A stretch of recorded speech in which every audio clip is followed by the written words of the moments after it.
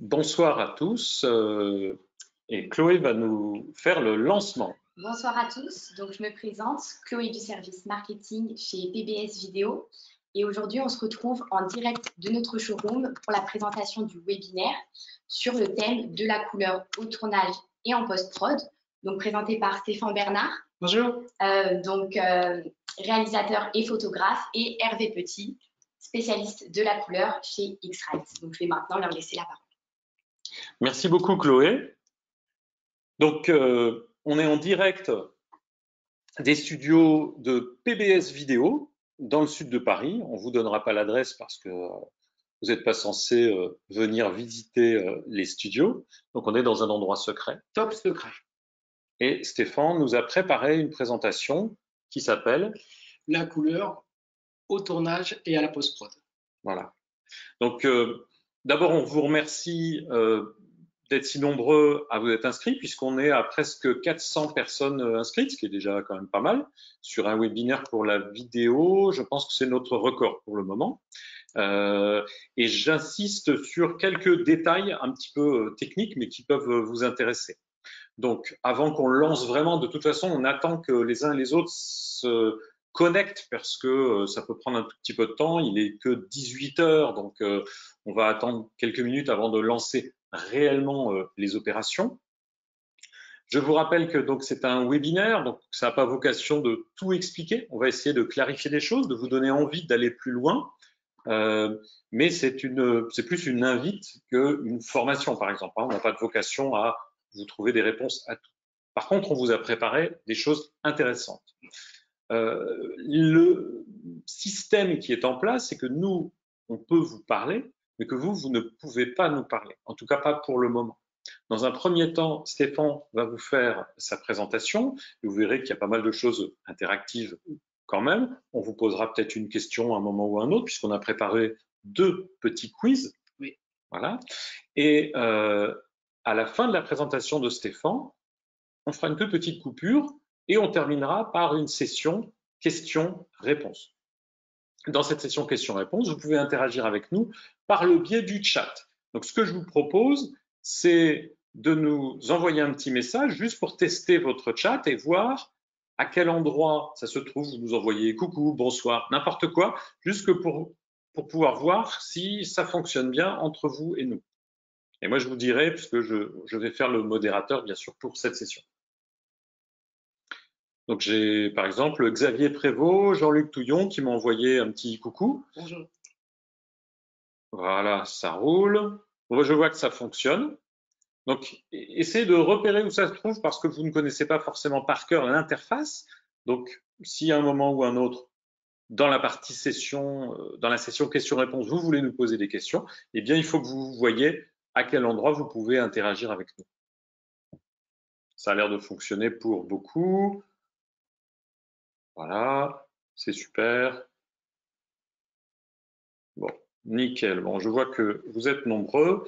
Alors, c'est parce que vous êtes nombreux aussi qu'on ne peut pas vous laisser le son. Parce que si on met le son pour tout le monde, bah, ça devient la tour de Babel et plus personne s'entend.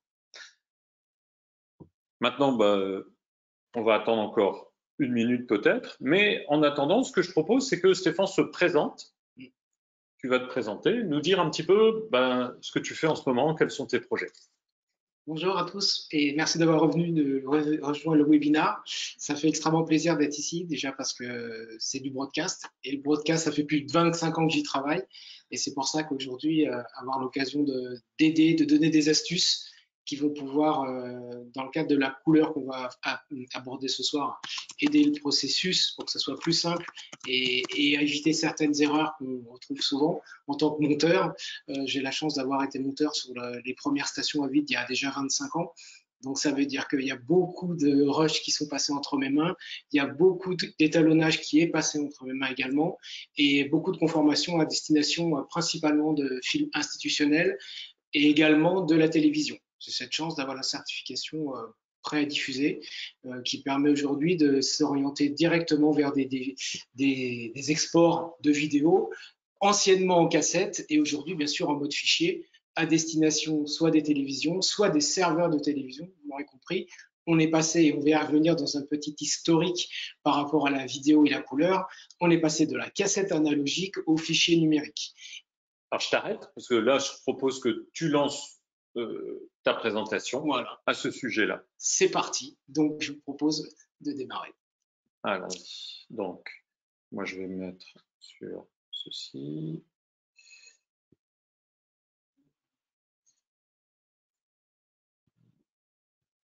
C'est dans le partage. Donc, ce qu'il faut bien comprendre, c'est que les problématiques ont changé et également les problématiques économiques. À l'époque, pour réaliser un film, il fallait des caméras coûteuses de captation. Donc, on avait toute la partie captation d'image. Et là, il était inenvisageable d'utiliser autre chose que des capteurs de vidéo. Et puis après, vous avez eu aujourd'hui, en parallèle, des capteurs qui vont être issus de différents formats. Pourquoi c'est important? Parce qu'ils vont chacun avoir des caractéristiques techniques différentes, leur sensibilité à la lumière. On ne va pas trop en parler, on ne va pas approfondir trop le sujet aujourd'hui, mais leur gamma va être différent, leur champ colorimétrique va également être différent, et la résolution. Ce qu'il faut bien penser, c'est qu'à l'époque, nous filmions en SD, donc une résolution standard qui, si on fait l'analogie avec le téléphone de l'époque, tout le monde a eu en sa possession un téléphone comme ça. Un instant. Je ne partage pas le bon écran, excusez-moi. Complètement perdu le truc. Voilà. Toi, ce que tu voulais montrer, c'était ça. Voilà. Donc, l'intérêt de remontrer une configuration des années 90, c'est très simple. C'est qu'elle exploitait directement. J'ai perdu l'accès. Tu peux expliquer? Bah, tu peux expliquer, mais je ne sais pas ce que les gens voient. Voilà, parce que la souris, moi, je la perds. On n'a pas le retour ici, donc je n'ai pas forcément l'image que vous avez en ce moment chez vous. Un petit instant. Voilà. Ça va venir, je pense. Je n'arrive plus à retrouver la souris. Je ne sais pas pourquoi. Allez, on va.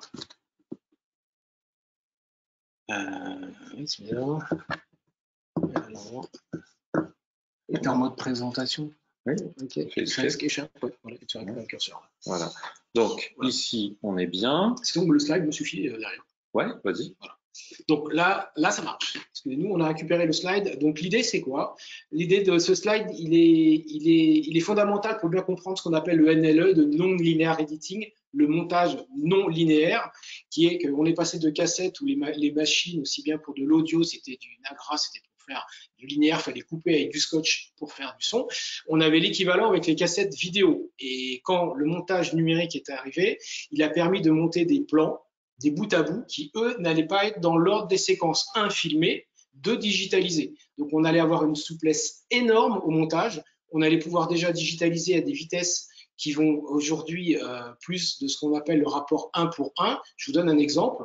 Autour de ce webinaire, il dure 1 heure. Si on était dans les années 1990, on va dire, la cassette, il faudrait 1 heure donc pour la digitaliser dans la machine, qui ferait dans un premier temps la capture, dans un deuxième temps le montage, si on avait besoin des doublages, puis après les sorties. Le mode fichier, c'est-à-dire que vous savez très bien que votre téléphone aujourd'hui enregistre un fichier incorporant directement l'audio et la vidéo. Et aujourd'hui, ce qui est très très bien, c'est le temps qu'on va gagner à manipuler ces fichiers qui vont pouvoir s'envoyer par fibre optique, qui vont avoir vraiment beaucoup d'avantages, notamment le temps de digitalisation, ce qui concernera uniquement le temps que vous allez mettre pour copier le fichier de votre, si c'est une carte SXS par exemple rapide, à 800 mégasecondes, vous vous doutez bien que ça va mettre longtemps le programme à passer, et on n'est pas lié au temps réel de l'émission et du programme. Donc ces machines, elles avaient une particularité, c'est qu'elles avaient plusieurs écrans. C'était principalement 2 écrans informatiques. Le premier écran informatique était consacré à voir votre ordinateur, sur lequel vous alliez manipuler vos fichiers que les caméramans allaient vous fournir. Et l'autre écran était celui où vous allez retrouver tout ce qui est principalement lié au montage, que tout le monde connaît, la fenêtre source des éléments et la fenêtre de montage. En dessous, bien sûr, l'élément clé étant la timeline, la ligne de temps, celle qui va recevoir vos titrages, vos rushs, vos audios, vos effets spéciaux. Et le deuxième écran était consacré à ça. Et il y avait une particularité à la capture, c'est qu'on était obligé d'avoir une référence. Parce que toutes les caméras si c'était multicaméra ou monocaméra filmé avec des réglages de balance des blancs différents, allait avoir des caractéristiques d'image soit délavées, soit pas réalistes. Et on a besoin d'avoir cette homogénéité de la couleur. Et en fait, tout simplement, on utilise des outils à l'époque scientifiques, comme un oscilloscope, qui vont utiliser des valeurs de voltage par rapport à une image. Et notamment aujourd'hui, on retrouve ce genre d'équipement dans toutes les caméras grand public un petit peu haut de gamme, mi-professionnel, bien sûr dans la gamme professionnelle. Et plus on va dans les stations de montage cas régie, ou là dans des unités de rackab qu'on appelle des 1U, une unité, on va retrouver directement un élément dédié qui est la visualisation. Vous allez avoir par caméra toutes les informations de colorimétrie.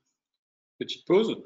Donc, on m'indique que le son est plutôt bon, mais qu'il y a un tout petit peu de reverb. Est-ce que c'est quelque chose sur lequel on peut agir? Alors, c'est bien parce qu'on est dans un vrai studio, donc il y a une régie et tout. On vous montrera ça. Ce qu'on va faire, c'est que je vais couper cette image et que les gens te voient en live complètement. Alors, voilà. Très bien. Comme ça, on est plein pot, plein écran. Là. Ça marche. Donc la régie était traditionnellement composée d'un écran, comme je reprends juste, parce que maintenant vous avez eu l'image, je vous la réexplique. C'était simplement l'écran dédié à manipuler les fichiers sur l'ordinateur. L'écran, le deuxième, qui allait être les sources, le montage et la timeline, et qui allait se transformer quand on est en mode d'acquisition de vidéo, d'audio, en audiomètre, et pour la partie qui nous intéresse ce soir, en information de vidéo et de colorimétrie, donc via des outils qu'on appelle le waveform ou le vectoroscope, qui, eux, vont avoir une aide énorme pour vos yeux et aussi pour le cerveau, je dirais, à avoir une bonne appréciation de la valeur numérique pure de la couleur que vous allez rentrer dans le système. Si vous faites une scène où vous avez toutes les caméras qui sont réglées de la même façon, il n'y aura pas de problème. Si un des réglages, notamment concernant la balance des blancs, est différent, là, il va vous falloir un instrument externe présent sur la scène de tournage qui va vous permettre d'avoir une normalisation des couleurs, qui va vous permettre d'avoir une normalisation de l'intensité de lumière également. Et cet outil, on l'a rencontré, on l'a découvert il n'y a pas longtemps. Moi, je l'adore. Ils ont fêté leur 40e anniversaire il y a pas très longtemps. Connu déjà dans le domaine du print, ici je les découvrais dans le domaine de la vidéo. Ayant la chance, puisque étant responsable à l'heure actuelle d'un département image, c'est-à-dire manipulant au quotidien des vidéos, ayant à faire en permanence des photos, il me faut, de par la diversité des capteurs utilisés, et là je parle bien en 2020, une charte de référence. La charte de référence qu'on va voir aujourd'hui, c'est la charte de X-Rite, la Color Checker. Je t'interromps une seconde. Donc, effectivement, comme le disait Stéphane, il y a 40 ans, c'était celle-là qui est sortie. Alors, à l'époque, elle s'appelle la Greytag Macbeth. Et donc, il y a 40 ans, sort ça, et c'est une charte de référence, notamment pour les photographes.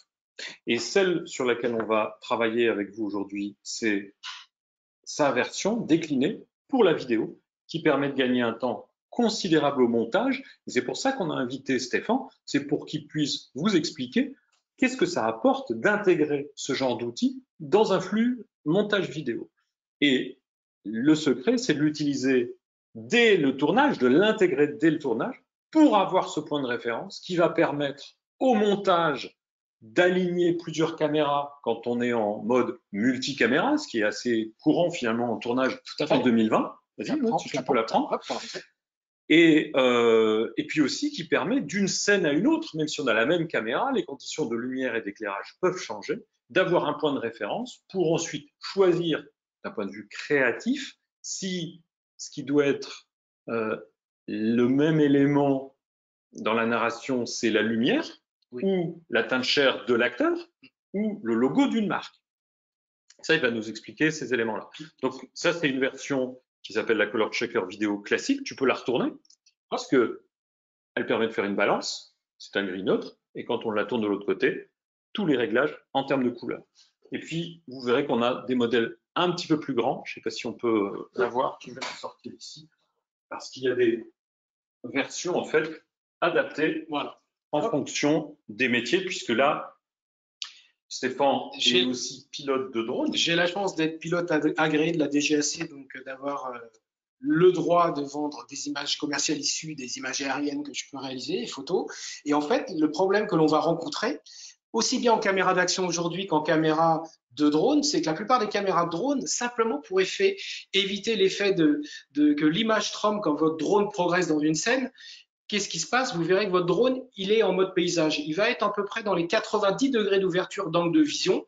Donc, de toute façon, plus vous êtes, l'œil humain étant à 50 mm, plus vous allez être loin. Le Playmobil est très bien posé sur la table, puisque ça donne une idée de, ça serait moi à peu près sur une montagne, et il faudrait être vraiment très très près pour pouvoir avoir la captation des couleurs de la charte. Donc, il existe plusieurs tailles de charte. Et c'est vrai qu'on a utilisé celle-ci sur un tournage au cinéma récemment. Exact, avec Frédéric Perrin. Oui, et le réalisateur Frédéric Morin. Voilà.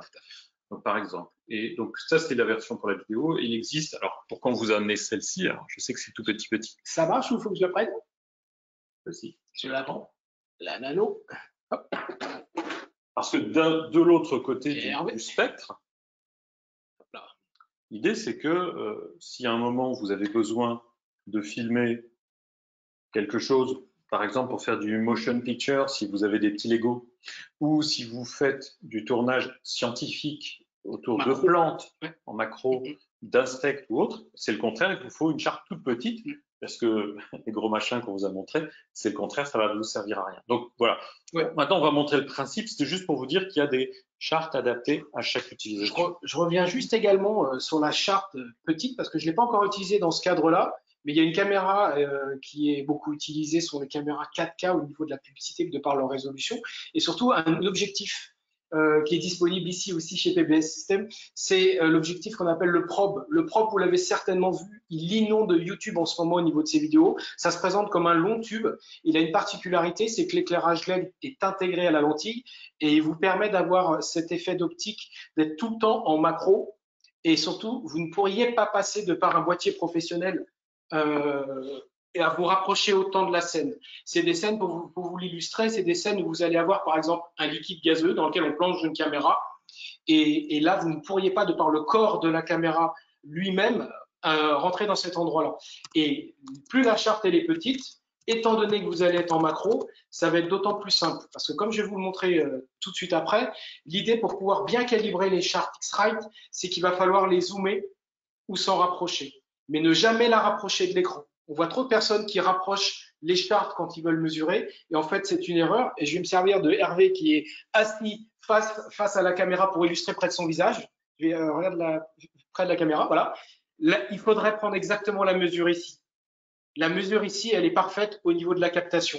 Et via le logiciel, comme on verra tout à l'heure, on ira isoler les points connus afin que le tracker de couleur puisse reconnaître la zone à traiter et surtout la zone à normaliser, quelle que soit la caméra. Voilà. Donc, la première déjà petite astuce, c'est de bien maintenir près du visage, à l'endroit où a lieu le tournage, la charte afin de calculer toutes les lumières qui se situent à cet endroit-là. Et pour ça revenir... peut même être devant le modèle, il n'est pas content, mais on est sûr de capter la lumière au bon endroit. En fait, la charte, ce qu'on veut, c'est qu'elle soit prise à l'endroit où on veut mesurer finalement la lumière. Donc, la rapprocher de votre boîtier ou de votre caméra ne sert à rien. Il faut bien qu'elle soit à l'endroit de la scène. Ça, c'était ton premier point. Et de l'autre côté, aussi très intéressant, quand on fait dans le cadre des différentes étapes de calibration la balance des blancs, c'est d'utiliser en fait cette partie. Parce que cette partie, c'est pas un blanc. Il a une particularité, c'est qu'en anglais, on dit qu'il est,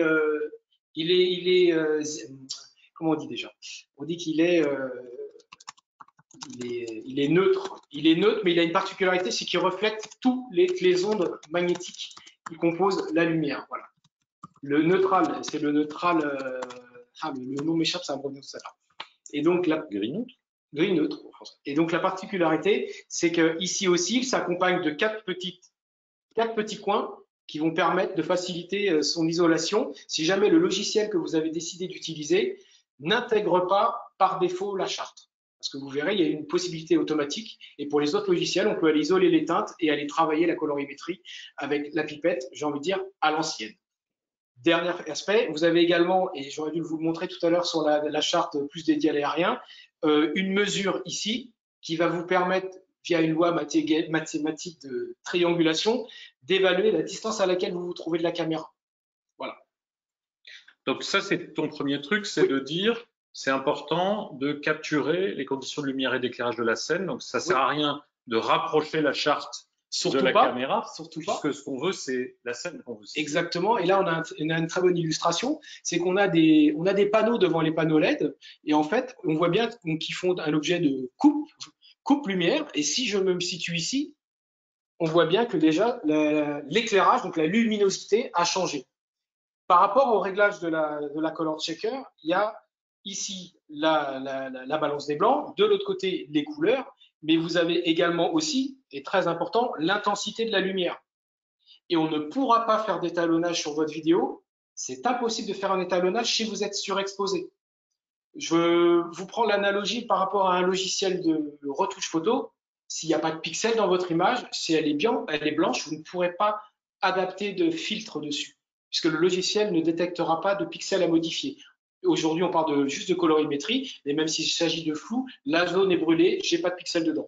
Ici, avec les normes IRE, ça va nous permettre de rester d'une zone, ce qu'on appelle le glossy black, et je vous montrerai une petite astuce, et la zone très très blanche qui sont les hautes lumières. Donc comment ça fonctionne? Vous avez les hautes lumières en haut et vous avez les basses lumières, donc les tons sombres en bas.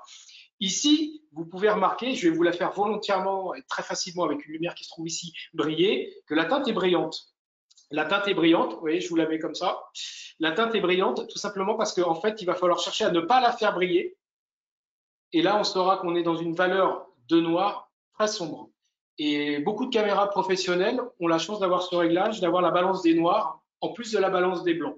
Donc, c'est-à-dire déjà avant même d'avoir commencé à travailler la scène, le sujet, la représentation scénique ou le sport sur lequel vous travaillez, votre caméra, elle a déjà beaucoup de valeur. Elle va avoir la valeur minimale de sa luminosité et la valeur maximale de luminosité par rapport à l'endroit où vous vous trouvez. Et ça, c'est très important et c'est très utilisé.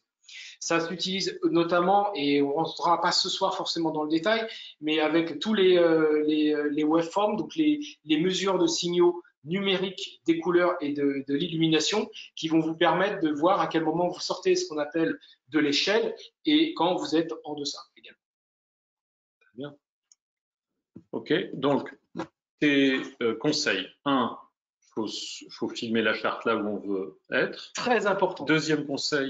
Deuxième conseil, c'est qu'il faut, si jamais vous devez vous rapprocher pour zoomer la charte parce que vous êtes dans le cadre aérien, par exemple, d'une image avec un tournage où vous n'auriez pas de possibilité d'avoir de zoom optique, ce qu'il faut savoir, et on a l'exemple derrière, sur ce tournage de drone qui a été organisé, en fait, il faut savoir que le plus près que vous serez, c'est le mieux.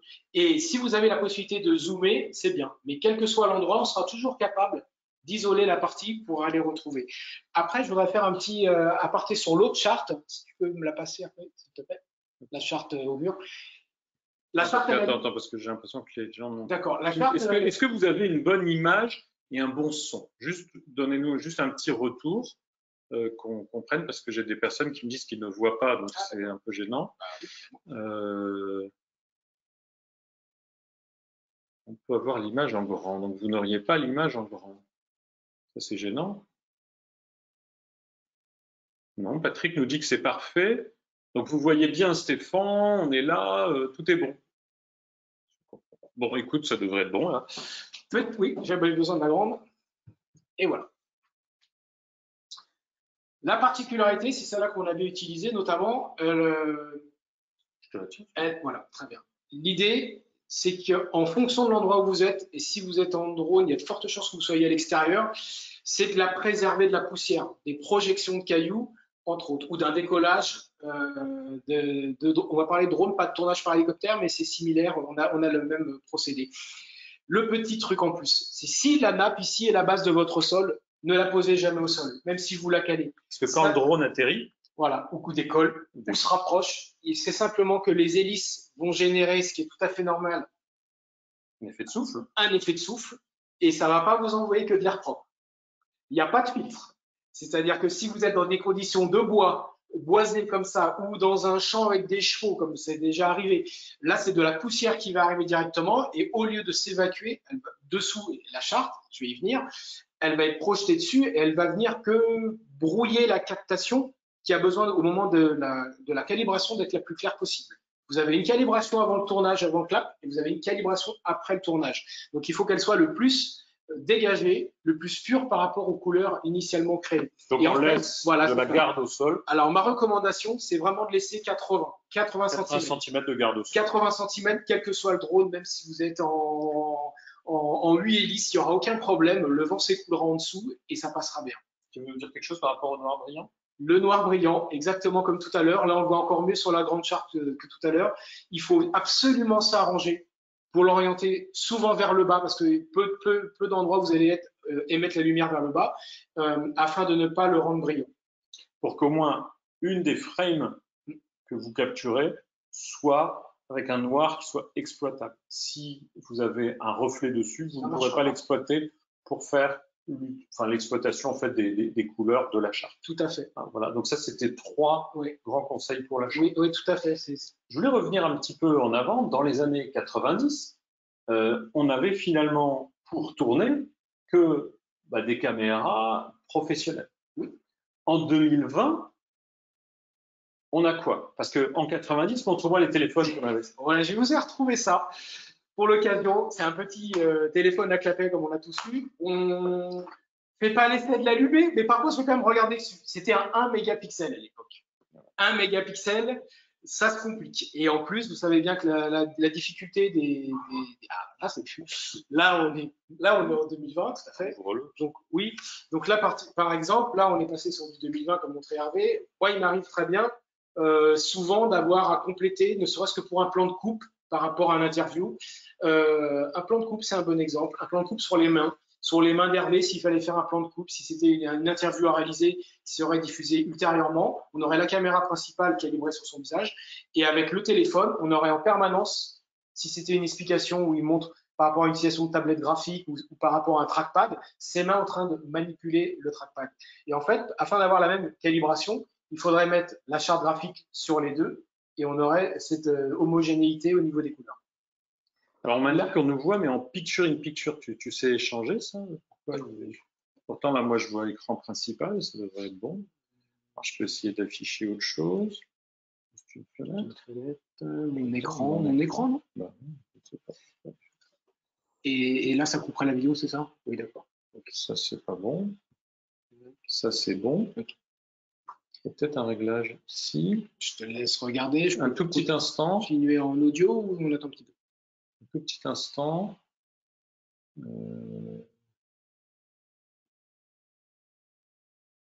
Est-ce que ça change quelque chose? Moi, je ne vois pas de différence. Mais bon. Là, en vert, ici, on est en plein écran. Hein? Oui. On est en plein écran, oui. Donc, je peux changer d'autre, avant que ce soit ça. Petit réglage, hein, juste petite pause technique, quelques secondes. Du coup, si vous avez des questions, on ne peut pas vous entendre, mais on peut lire les, on peut les lire, les interactions, effectivement. On serait en vignette. Merci de supprimer le partage d'écran car l'image est en teint de repose. Le reste est en noir. Alors à ce moment-là, j'enlève celui-là. Est-ce que là, vous nous voyez? Bizarre. Non, rien n'est affiché, tu vois, c'est bizarre. Très étonnant. Ah. L'écran est noir. Est-ce qu'ici, vous nous voyez en train d'interagir avec vous? Oui. Full screen, c'est bon. Ben voilà, parfait. Mais le retour que j'ai ne m'indique pas ça. Donc, tout est bon. Donc, on va reprendre comme ça. Ce qui est important, c'est peut-être de réexpliquer. Donc, dans les années 90, on avait soit ça, soit la caméra épaule pour tourner. Ouais. En 2020, attention, on a foison d'appareils. Donc, ça… Oui. Voilà, on a foison d'appareils. L'idée, c'est qu'on va aujourd'hui, on va pouvoir vraiment, hop, je vais la mettre ici. On va pouvoir tourner. Et moi, en tant que monteur, c'est la difficulté qu'il faut bien comprendre, c'est qu'on va vous fournir des fichiers dont la résolution est différente, dont la colorimétrie, même en RAW, est différente.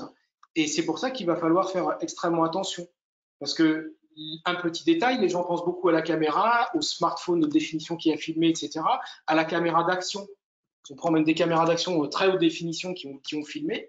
Mais en fait, il va falloir faire aussi attention que si vous voulez utiliser un filtre parce que vous êtes en extérieur et qu'il y a beaucoup de luminosité, je vous prends cet exemple-là concrètement, puisque les caméras de ralenti ont besoin d'énormément de lumière afin de pouvoir capturer, par exemple, une cadence facile de 1000 images par seconde. Pour être dans du 1000 images par seconde et au-delà, essayez sur vos nouveaux téléphones qui prônent de pouvoir monter jusqu'à environ 960 images par seconde et supérieur, vous verrez que ça va vous demander énormément de lumière. Donc, en fait, il faut le savoir que si jamais vous êtes amené à utiliser un filtre neutre ou un filtre qui va, c'est très important ça, un filtre neutre ou un filtre sur la caméra de réduction du soleil, par exemple, en fait, il faut faire la mesure de la charte avec. Et si vous la faites avec, l'étalonnage fonctionnera derrière. En fait, ce que tu es en train de dire, c'est qu'en plus, non seulement on est de plus en plus amené à tourner en multicaméra, oui, tout simplement parce qu'elles sont disponibles. Donc, on a vu un téléphone comme un smartphone, une caméra d'action, ça pourrait être une GoPro, on s'en fout de la marque. Et puis, une caméra un petit peu plus sérieuse. Ici, on est sur une Panasonic 4K professionnelle qui va me permettre de tourner, de faire des effets et des choses comme ça. Et chaque dispositif dispose de sa propre dynamique en termes de captage de lumière, mais aussi sa propre couleur. Oui. Et la couleur peut même changer si je change l'optique. Oui. Tous ces éléments-là vont être à prendre en compte. Or, qu'est-ce qui se passe? Et c'est là où je vais faire le mini-sondage. Parfois, vous êtes dans l'équipe de production ou de post-prod et on vous dit, c'est pas grave, piston, ça se corrigera en post-prod. Donc, on va vous faire un petit sondage là-dessus, très simple. Comment est-ce que vous réagissez quand vous entendez « c'est pas grave, on verra ça en post-prod ». Donc, je vous ai proposé, vous avez 4 réponses possibles et je vous propose de voter. Voilà, très bien, vous avez compris le principe. Et puis, on va partager ensemble les résultats, hein. C'est un jeu, il n'y a rien à gagner, mais c'est juste pour voir un petit peu vos réactions et comprendre si vous êtes d'accord avec nous par rapport à ce qu'on va dire là-dessus.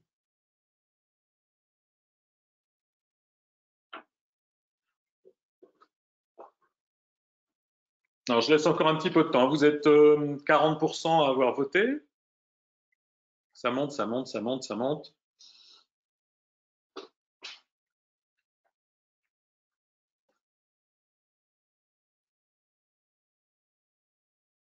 Ouais, ta réponse favorite n'est pas trop mal votée. C'est bon, on se donne encore quelques secondes. Allez-y pour les derniers participants. Alors, faut répondre dans l'outil de sondage, hein, pas dans le chat. Là, il y a Jean-Luc, qu'est-ce que tu me fais là? Bien sûr que c'est la 4 pour toi, mais c'est bon. OK.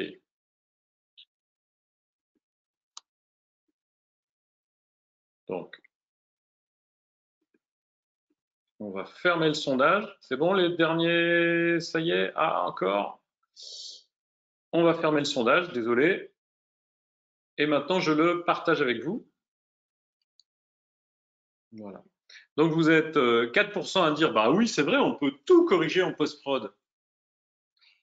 35% à dire, OK, boss, ça va prendre des heures. La deadline, c'est quand? Parce que même s'il y a des choses qui peuvent être corrigées en post-prod, parfois, ça risque de prendre beaucoup plus de temps que d'avoir préparé son set. Et bon, c'est pas juste scénariser, c'est aussi justement mettre en place une charte.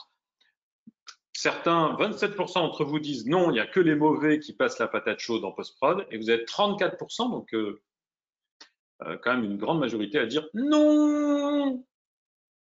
Je vais fermer maintenant ce sondage. Merci d'avoir participé. Pour rebondir là-dessus, il y a quelque chose de très très important à la captation quand on va commencer à vouloir utiliser les chartes de par leur aspect de calibration, c'est qu'il faut absolument que vous définissiez si vous êtes à l'extérieur ou à l'intérieur, si votre caméra ne le permet pas. C'est-à-dire si on ne va pas pouvoir aller au Kelvin près de la température des couleurs pour définir l'endroit, ce qui demanderait déjà un instrument de mesure, vous allez aider fortement le montage et l'étalonnage derrière en définissant par exemple un éclairage qu'on appellerait extérieur sur votre caméra, un mode intérieur même avec un boîtier grand public je dirais, de prise de vue photo basculé en mode vidéo. Vous l'avez l'icône avec la petite maison, on est en intérieur. Ça va déjà rapprocher énormément l'électronique à la captation de ce que vous avez. Et en fait, qu'est-ce qui va se passer? L'erreur fatale, bah, vous la connaissez tous. On filme les enfants à la maison. On est dans la salle de séjour, on court, tout va bien, et on se retrouve dehors et boum, déjà il y a l'éblouissement. Et la deuxième chose qui se passe, il y a le passage au bleu, on va l'appeler comme ça, de par la température des couleurs qui évolue également. Donc là, ce qu'il faut penser à faire, en fait, quel que soit l'appareil, c'est utiliser même des petits logiciels. Il y en a des nouveaux pas chers qui sont sortis concernant les smartphones, tous les smartphones, qui vont vous permettre de verrouiller la balance des blancs afin en anglais on dirait qu'elle shift pas, qu'elle n'évolue pas par rapport à ce que le capteur pense de ce qui se passe chez vous ou de ce qui se passe de la scène. Si jamais vous êtes sur un interview, la caméra est sur trépied, il n'y aura pas de problème. Si jamais il y a un nuage qui passe, moi ça m'arrive beaucoup, j'ai la chance de travailler aussi avec des fenêtres, donc des environnements zénithales, où il y a la lumière qui peut être couverte par un nuage, etc. Si jamais vous avez laissé votre caméra ou votre caméra d'action, si vous êtes en gros plan, en train de filmer en automatique, tout vous va, vous êtes content, c'est focus, l'image est nette, etc. Et là, il y a un nuage qui passe. Et la personne qui est en train de parler, si c'est un monologue, si c'est une répétition de pièce de théâtre depuis 30 minutes, elle va vous regarder d'un drôle d'œil parce que ce qui va se passer, c'est que les couleurs vont bouger. Alors bien sûr, on peut tout faire en post-prod, c'était l'objet du sondage et c'était rigolo, mais on va allonger les délais de production parce que tout ce que vous ne pourrez pas avoir réglé en amont en termes de colorimétrie comme un niveau pour les micros, vous aurez à vous battre derrière avec des filtres ou à la main. Et on peut, avec de l'image clé, bien sûr, compenser les balances des blancs. On peut très bien imaginer deux environnements, on détecte la faille et on le fait. En ce moment, il y a pas mal de tutos qui marchent bien sur YouTube. On vous apprend à enlever les flashs dans les gens qui ont fait des tournages lors de mariage ou de sortie du Festival de Cannes. Il y a plein de flashs et vous voulez l'image pure qui n'a pas de flash. Eh bien, c'est possible. On met des images clés, on enlève, on recolle, il y a un petit filtre à appliquer et ça passe très bien. Un des points qui est important, donc on a vu l'importance de mettre une charte pour le multicaméra, pour les séquences finalement où la lumière peut bouger. Donc toi, ce que tu dis, c'est à quel moment je vais positionner ma charte. L'idéal, c'est de le positionner avant le clap. Vas-y, on le fait. Hop, devant toi. Donc près de mon visage pour retenir. On fait sa balance. Voilà. On prend la scène avec la charte. Bien entendu, ça ne va pas être gardé au montage. Le plus perpendiculaire à la caméra. C'est-à-dire qu'une charte comme ça ne marchera pas et une charte comme ça non plus.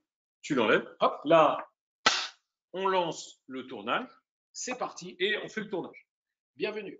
Si par malheur, vous voyez que les conditions de lumière peuvent changer pendant la séquence, alors à la fin de la scène, il peut y avoir un clap de fin, ou on ne fait pas forcément, mais vous remettez la charte. Ce qui fait que vous avez la charte techniquement avant la séquence elle-même et après la séquence. Et si jamais les conditions de lumière ont changé, oui, ça c'était un des trucs que tu m'as appris, oui, et bien comme ça, on va avoir 2 points de référence. L'autre chose, c'est qu'au montage, on ne sait pas toujours quelle partie d'une séquence on garde. Donc si je garde le début ou si je garde la fin, eh bien j'aurai dans tous les cas une charte que je vais pouvoir exploiter. Ça, c'est un des trucs de montage qui est important. C'est très pratique. On passe à quoi? Tu voulais montrer les zébras? Oui, donc là je vais câbler, je vais me lever, je vais préparer. C'est parti. Donc, vous l'avez compris, et la différence d'il y a 25 ans, c'est qu'on n'avait pas tous ces outils. Et peut-être qu'en termes de budget, pendant que tu installes, on peut parler de la différence. En 1994, une station Avid Media Composer MC1000, c'est ça le nom? Oui, tout à fait, Media Composer 1000. Ça valait 154 000 € si on faisait une transition par rapport à aujourd'hui. Et puis, il fallait rajouter un certain nombre de matos, plus 6 mois de formation, qui se faisait dans une école de formation, pour pouvoir être monteur Avid. En 2020, finalement, vous avez besoin de votre ordinateur, que vous avez souvent déjà, d'un boîtier qui est peut-être un boîtier photo qui est capable de faire tout simplement des captures vidéo. Il y en a pas mal. Il y a plusieurs marques qu'on ne va pas citer spécialement. Et puis, vous allez éventuellement rajouter des choses. Mais on est sur des budgets qui n'ont plus rien à voir. On peut réellement parler de démocratisation de la vidéo en ayant pour autant des qualités d'image qui sont excellentes, avec des canaux qui sont beaucoup plus nombreux et qui permettent aujourd'hui à des freelances, à des photographes qui veulent faire des projets vidéo de temps en temps, à des gens qui aiment faire du streaming tout simplement pour raconter quelque chose qu'ils ont à dire, d'accéder à la vidéo, chose qui n'aurait été pas du tout possible il y a 25 ans. Donc ça, c'est très important. C'est pour ça qu'on vous a amené des vieux trucs et des trucs nouveaux. Qu'est-ce qui est, par contre, le point clé qui reste entre il y a 25 ans et aujourd'hui? Finalement, deux capteurs très importants qui sont vos yeux. Vous avez un capteur œil gauche et un capteur œil droit. Les deux sont primordiaux et eux, ils n'ont pas changé il y a 25 ans ou aujourd'hui. La gestion des couleurs et de la lumière, elle reste primordiale, mais la bonne nouvelle, c'est qu'on a des chartes. Et puis, ce qu'on n'a pas dit quand même, c'est que les chartes, elles sont reconnues dans le code du logiciel DaVinci Resolve, par exemple, de Blackmagic, y compris dans la version gratuite. Donc, on peut faire tous les réglages de couleurs directement dans Blackmagic avec les paramètres des chartes qui sont déjà intégrés dans le logiciel. Vous n'avez pas besoin de rajouter un logiciel ou d'apprendre quelque chose de nouveau. C'est quand même très important. Et puis, on va montrer quelques fonctions en live de ce que ça donnerait. Alors, tu me dis ce que tu veux que je tienne. En fait, pour ne pas me gêner par rapport à la caméra, je vais laisser l'écran ici. Parce que ici, en même temps, tu pourras le voir et on le visualise bien. Voilà. Et je vais le cadrer. Donc ici, on est sur un moniteur enregistreur Atomos. Voilà. En fait, ce qui se passe, c'est qu'on a de façon électronique la lecture chromatique de ce qu'on voit, de ce qu'on filme. Et de très très important, et je vais prendre la charte, mais la prends pas tout de suite à l'écran. En fait, ce qui se passe, pourquoi c'est très très important, c'est que ça prend toute l'image cadrée. Et il ne faut pas croire que là, à la captation, il y a une notion où la caméra va se débrouiller, elle va le trouver par terre et tout va bien se passer. Donc, cette fois-ci, à mon avis, je peux le faire comme ça. Tu arrives à la tenir? Hop. J'ai besoin de ma main pour ça. Je peux fermer les doigts. Voilà. Merci. Donc, voilà. Je ne gêne pas là. Voilà. Donc là, j'ai cadré la color checker vidéo. L'intérêt, il est très très net. Et là, on le voit sur un écran de contrôle professionnel. C'est pour ça que volontairement, il existe des applications sur tablette. Il existe des applications sur tablette pour le faire. Et j'ai choisi de garder un moniteur professionnel pour la finesse du réglage et surtout l'authenticité du signal vidéo. Je fais vite avant que Hervé fasse sa musculation quotidienne. Donc, sur la charte, on a la chance d'avoir ici les couleurs saturées et les couleurs désaturées. Et vous voyez bien que quand je les cadre, eh bien, qu'est-ce qu'on voit ici avec les composantes vidéo dans le vector scope? On voit nettement, si vous regardez par exemple l'appareil à partir de là où vous êtes à gauche, par exemple, vous avez le vert et il y a deux valeurs. Et ces deux valeurs sont la valeur, justement, normale et la valeur désaturée. Et ceci, quel que soit l'environnement. Donc, sur toutes les composantes, vous allez retrouver ces deux valeurs. L'intérêt, c'est que dans un logiciel, hop, je te libère. Non, on va montrer tout de suite ce que ça donnerait sur l'autre. Parce que ça, c'est la charte vidéo, celle-ci. Mais on peut utiliser dans Resolve la charte photo, qui permet d'avoir des valeurs de couleur. Sauf que ce sont des valeurs RVB et CMJN qui ne sont pas les composantes pour la vidéo. Absolument. Et donc, on a un très beau nuage de points, mais désynchronisé. Un peu chaotique, quoi. Tout à fait. Hein, et déjà, pour régler l'autre à la main, parce qu'on va montrer que dans Resolve, en fait, il y a une fonction automatique qui s'en passe très bien. Mais si vous souhaitez faire vos réglages de colorimétrie à la main, vous pouvez la remettre, poser là, voilà. C'est très simple. Et en fait, c'est que vous allez utiliser un histogramme sur lequel vous allez, sur la même échelle, manipuler deux fois la pointe. Donc, en anglais, deux fois you, ça s'appelle. Et ça va vous permettre de réaligner les signaux de vert si c'était nécessaire. Hop, entre autres. Alors, très bien. Donc ça, c'était pour vous montrer que une fois qu'on a la charte ou les chartes et qu'on les utilise, alors il faut les mettre dès le tournage, et bien en post-prod, et même pendant le tournage, ça permet d'avoir un contrôle sur les couleurs qui est bien plus important. Oui. Est-ce que le but, c'est que toutes les couleurs soient naturelles? Non. Le but, c'est de pouvoir faire évoluer les couleurs comme on veut. On entend souvent le terme color grading, donc le fait d'aller opérer les couleurs, oui, mais il ne faut pas penser que, pour rejoindre le petit sondage de tout à l'heure, des couleurs mauvaises vont être corrigées en post-prod à gros coups de ce qu'on appelle de LUT. Donc la LUT, c'est la lookup table, c'est la table qui va avoir toutes les informations de couleurs dont on veut appliquer des informations d'effets vidéo. Et c'est pour ça que pour la plupart des gens, ce qu'on appelle la lutte, est assimilée, et elle existe, cette variété de lutte, c'est la lutte de cosmétique à un changement subi dans l'image de on va vers le sépia, on va vers telle couleur. Et ça, c'est vrai. Et en fait, toute la finesse du contrôle, c'est de pouvoir justement utiliser des luttes 1D qui vont être capables d'utiliser chaque signal, ou des luttes 3D qui vont être avec beaucoup plus de paramètres afin d'avoir des teintes beaucoup plus fines. Je vous donnerai l'exemple d'un film Mad Max. Si vous prenez le dernier Mad Max, leur travail colorimétrique a été le teal, un orange. C'est quelque chose qu'on retrouve énormément. Si vous vous dirigez plus vers du Matrix, on va être dans du noir et du vert qui correspond à la couleur du code de la matrice. Et également, dans un autre passage de Matrix, on va être sur une scène qui va être entre le bleu ciel et le noir. Très bien.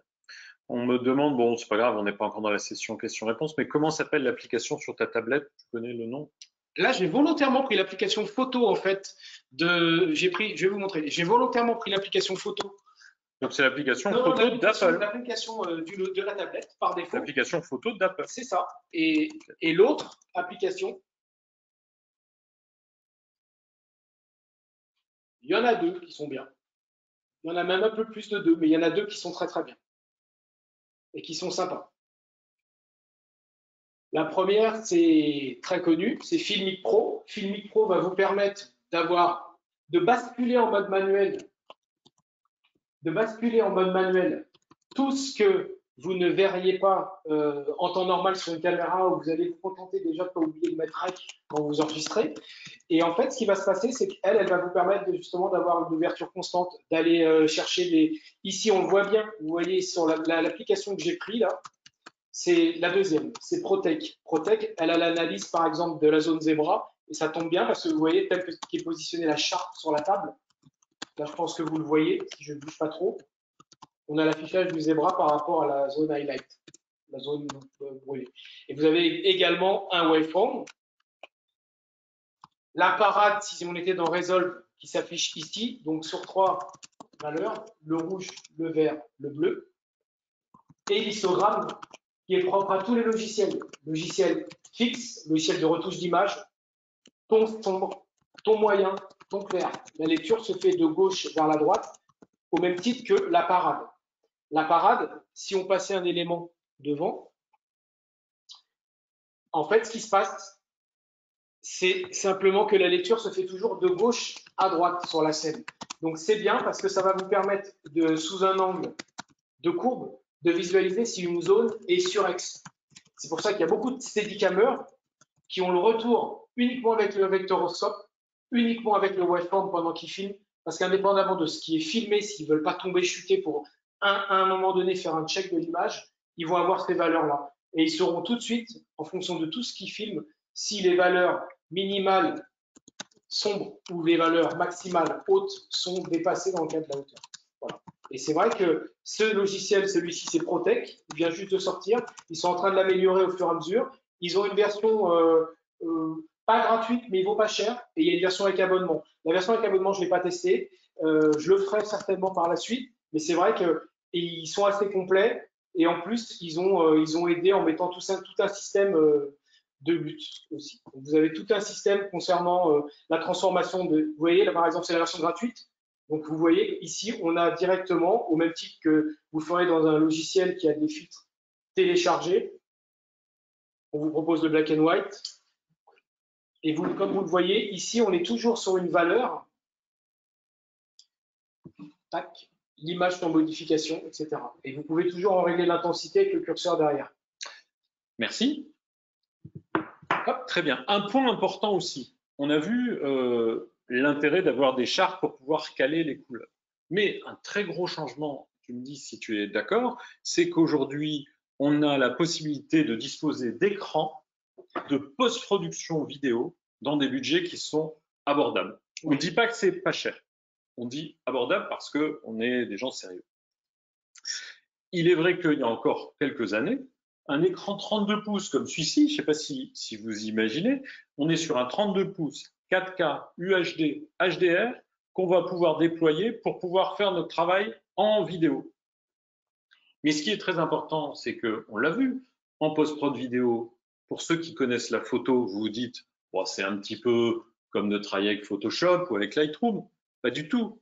C'est pas pareil parce que vous avez votre fichier avec les éléments, vous avez votre timeline, vous avez l'image, vous avez le son, et en plus, souvent, il faut un écran secondaire pour voir le résultat final. Sur un 32 pouces, on va pouvoir mettre ces différents éléments. Pour vous donner une idée, entre l'écran du portable que j'ai ici et le 32 pouces qui est là, c'est simple. Je peux afficher à peu près 5 fois plus d'informations dans la bonne résolution sur cet écran. Et c'est probablement un peu plus que 5, mais bon, peu importe, on va simplifier. Donc un 32 pouces comme ça, il y a encore 2 ans, c'était autour de 7 000 €. Oui, j'allais dire 8 000. Ouais, 8 000. Ouais. Un particulier, ça fait un petit peu mal à son compte en banque, il ne va pas forcément aller dessus. On est aujourd'hui avec cet écran qui, par ailleurs, a gagné le prix du meilleur écran photo de l'année 2020. C'est le 32 pouces SW321C de BenQ. Il a gagné le TIPA Award 2020 du meilleur écran pour la photo.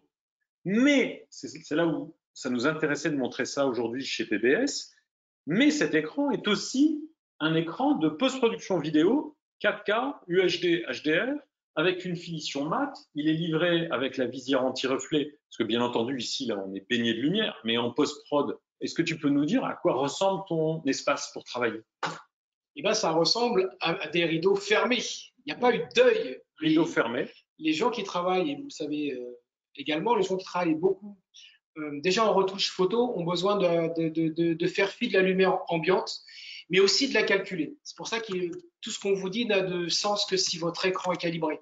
Les sondes de calibration, elles vont apporter quelque chose. Elles vont apporter le lien entre la lumière ambiante dans votre pièce, les lumières capables d'être affichées par votre carte graphique sur votre écran et votre ordinateur. Et toute cette alchimie, ce calcul mathématique, va vous permettre déjà d'avoir une tonalité qui est bonne. Ici, ce qu'on peut voir, c'est qu'avec les protections à l'intérieur, c'est pas du plastique. On a un renforcement en velours qui, je donnais l'idée tout à l'heure, si la lumière venait par là, elle pourrait être reflétée si c'était du plastique. Et ça vous créerait en plus une lumière parasite. Là, la casquette, et à un intérieur qui est en fait absorbant de lumière et il va vous permettre d'éviter d'avoir des reflets. Donc, un environnement de post-production, c'est le même qu'un environnement de retouche photo dans un laboratoire au niveau des retouches photo professionnelles. C'est simple, c'est un environnement basse lumière. Alors, j'ai pas dit à combien il était. Il est autour de 1 749 €. Je n'ai plus le prix exact, mais en tout cas, on est à moins de 1 800 € TTC pour un écran 32 pouces 4K qui va vous permettre de faire de la retouche photo et de la post-production vidéo. Et il est USB-C. Il est USB-C, ce qui est la nouvelle norme. Et en plus de ça, il permet ce qu'on appelle le calibrage hardware.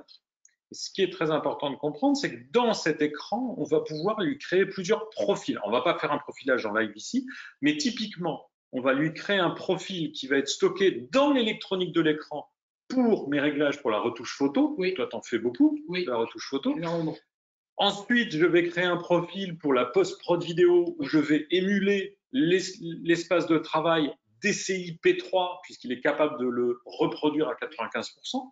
Et puis, je vais me faire un troisième réglage que pour le noir et blanc.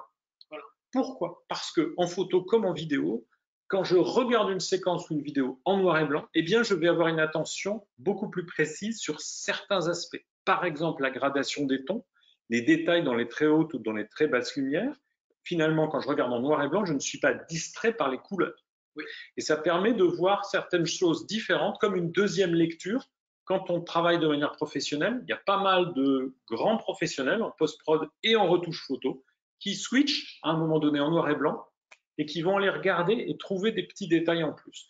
Donc sur cet écran, on peut garder 3 profils et passer de l'un à l'autre avec une petite télécommande qui est intégrée dans l'écran, ce qui est très pratique. En fait, il y a plein de choses très intéressantes dans cet écran, aussi en termes d'ergonomie. On ne va pas tout vous montrer, c'est plutôt un conseil. Alors, tu l'utilises depuis plusieurs jours. Oui, quel a été ton retour? J'ai eu la chance de l'avoir en essai et j'ai eu la chance même d'en avoir un modèle plus petit, environ il y a plusieurs années, qui lui était déjà le premier pas vers BenQ, vers des écrans mixtes qui allaient pouvoir et satisfaire le photographe et satisfaire les gens le vidéaste, on va appeler. Et il s'avère qu'en fait, ce qui m'a tout de suite plu, ça a été la stabilité de l'image.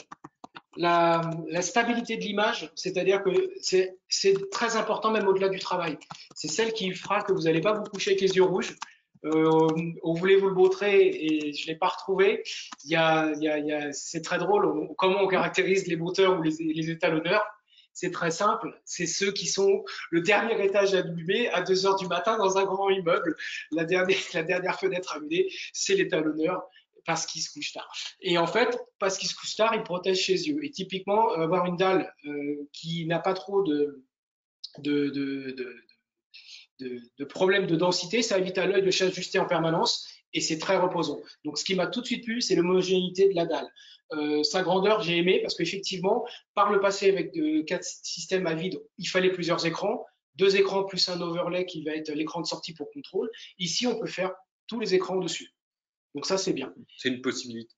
Alors, on est conscient que même si on démocratise les écrans 32 pouces, ça peut être trop important pour certains utilisateurs qui n'ont pas ces budgets-là.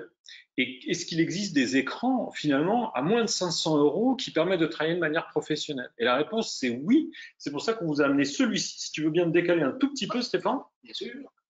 Et donc là, on est sur son petit frère, qui est le 24 pouces SW240, toujours de chez BenQ, qui est aussi livré avec la visière, simplement on a décidé de ne pas la monter là, et qui est à 449 € TTC. Cet écran, il a gagné le prix du meilleur écran photo budget en 2019, parce qu'il est exceptionnel. Pour un 24 pouces, d'habitude, il n'y a pas d'écran de ce niveau de qualité. Il n'a pas le taux de rafraîchissement suffisant pour faire de la vidéo professionnelle, soyons clairs.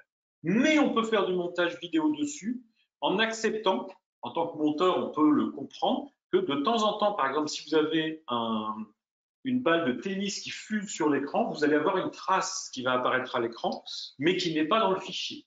Comment tu appelles ça? La latence. Une latence qui peut être là. Pour autant, en termes de colorimétrie, il couvre 95% de DCI-P3. C'est un écran professionnel de retouche photo. Il peut être une solution tout à fait intermédiaire, intéressante, si votre budget ne vous permet pas d'aller sur quelque chose comme ça. Ça, on le comprend. Simplement, dans ce cas-là, typiquement, vous allez avoir votre tablette ou votre portable et vous branchez ça en deuxième écran. Comme ça, vous avez vos barres d'outils sur votre portable. Vous avez le 24 pouces en deuxième écran pour la timeline, etc. Et aussi pour faire des tests de temps en temps. Donc ça, c'est une config intéressante par rapport à un équipement que vous avez. Vous ne voulez pas tout changer, vous voulez compléter, venir renforcer votre équipement. Le 24 pouces, c'est intéressant, 449 € TTC, c'est le SW240. Celui-ci, si votre budget vous le permet, évidemment, c'est celui qu'on vous recommande.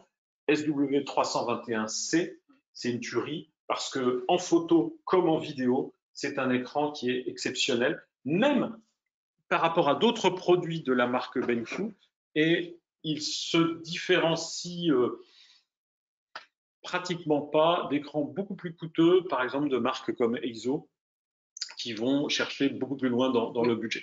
Ça ne veut pas dire que EIZO est à oublier, ça reste des très bons écrans, mais on est sur quelque chose qui s'en rapproche furieusement dans un budget qui est nettement plus raisonnable. Ça, c'était important. La consistance, alors il y a des questions de qualité sur tous ces écrans.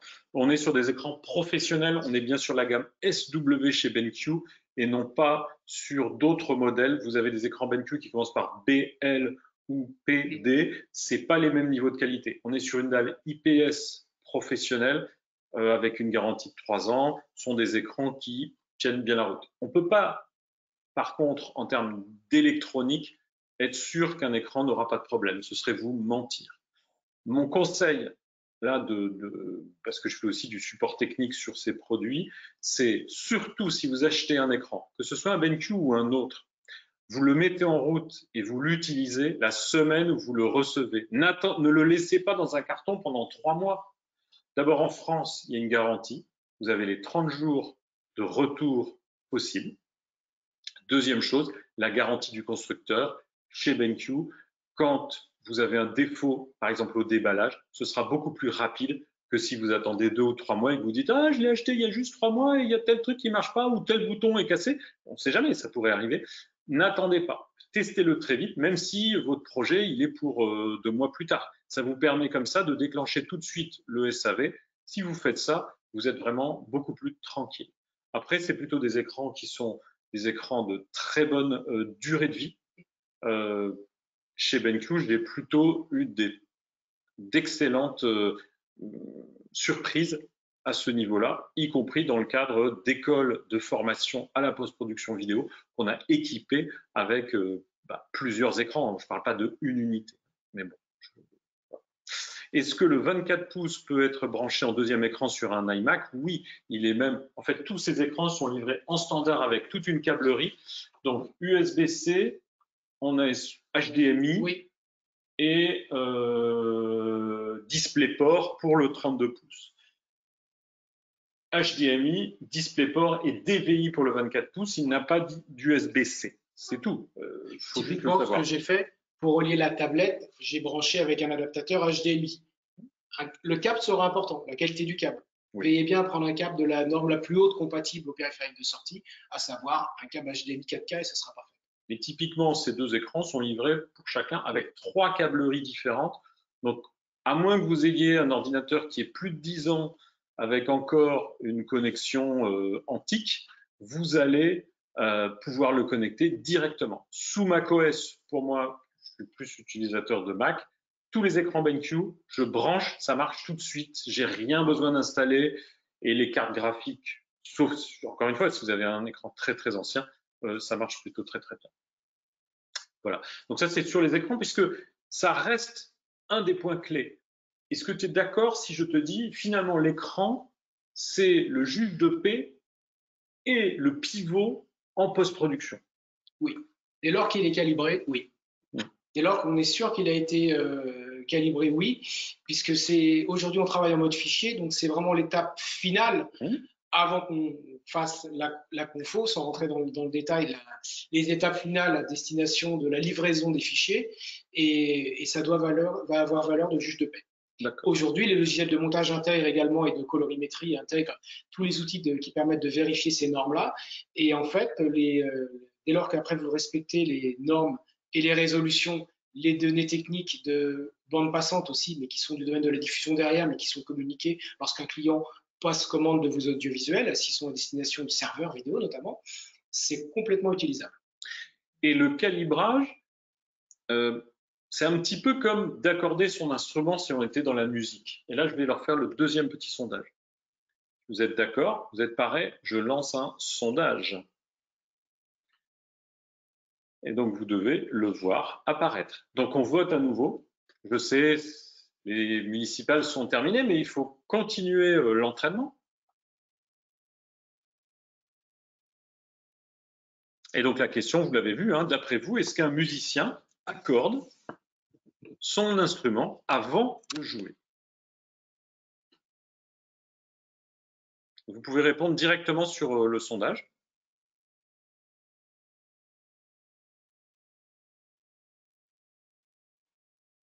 Ah, on me dit que si, c'est bon, ça marche.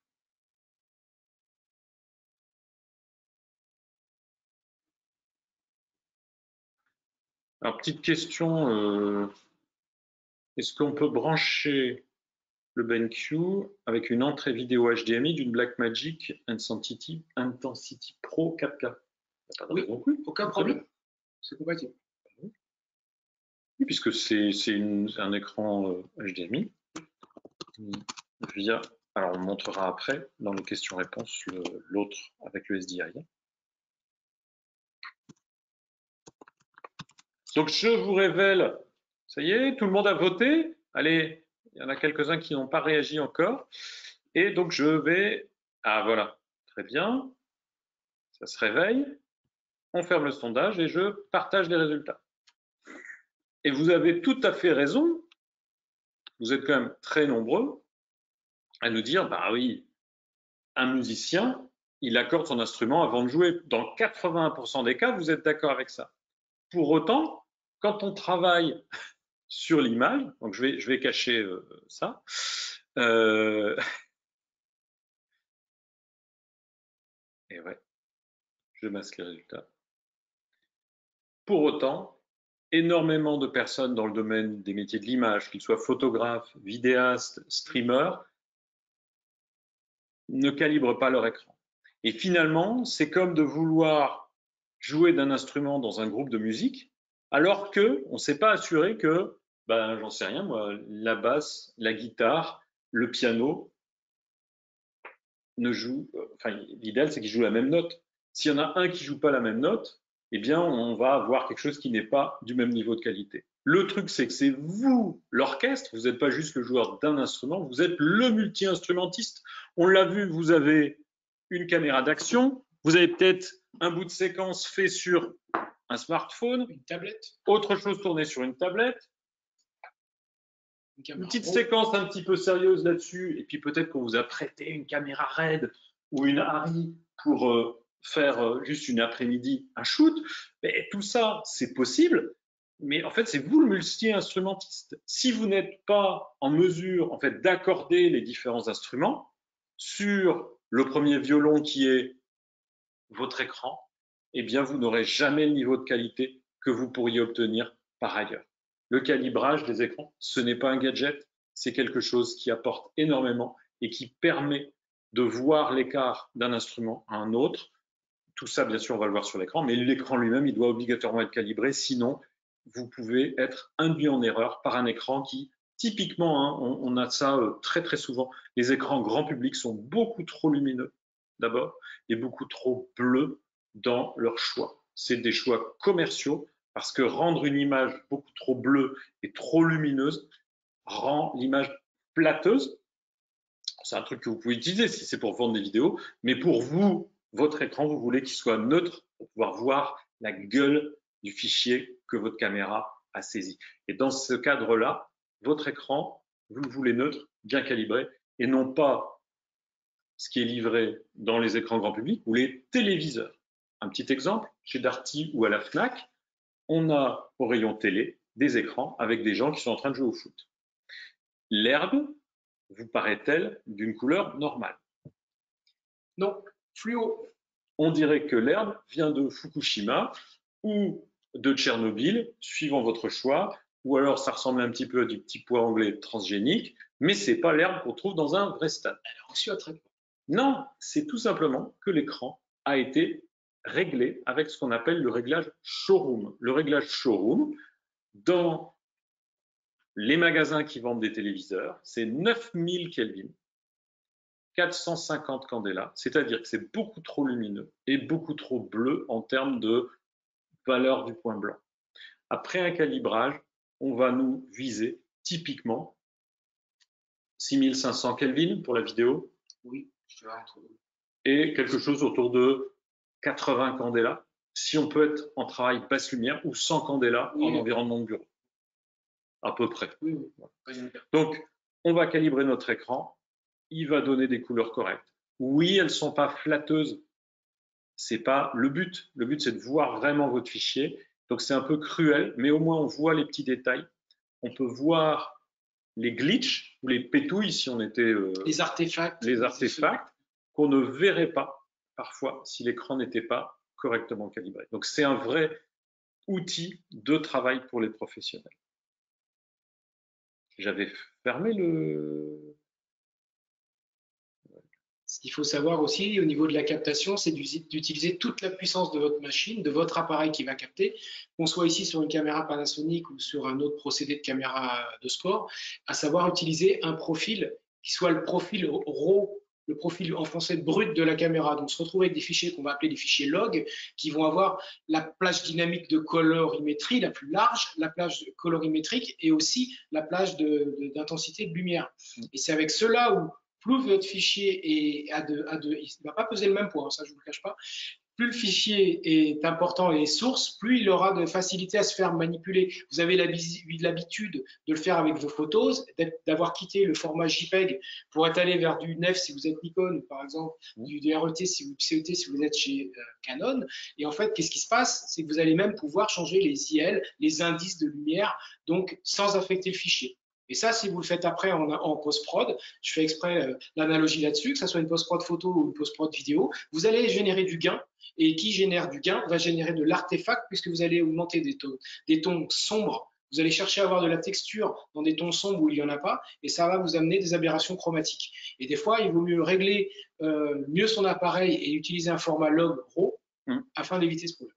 Tu vas un peu perdu au niveau technique, mais je te crois. Alors, je voulais juste vous montrer qu'est-ce qu'on fait pour calibrer un écran. Eh bien, il faut acheter une sonde. Donc, je reviens sur la marque X-Rite. Donc, une sonde, c'est un colorimètre, c'est un petit appareil comme ceci, qu'on va venir passer